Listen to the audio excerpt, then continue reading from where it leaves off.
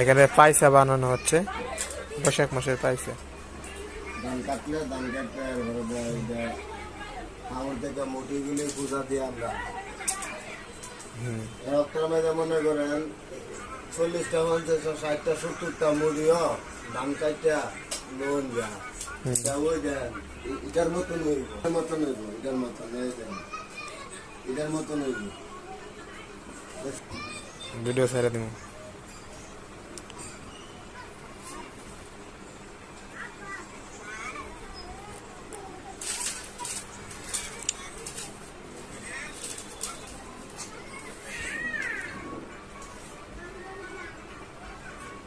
অনেকে পারে না এই নিচটায় বাঁশ দিয়া তোলার জন্য, সবাই পারে না।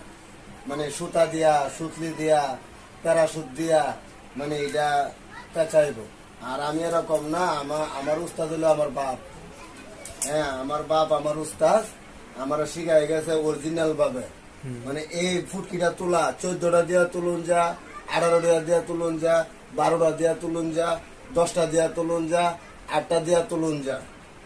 8টা দিলে মানে যার কাছে বিক্রি করলো ওই পয়সা উড়াটা টুকরিটা মানে ঠগান না, 10টা দিলে ঠিক আছে।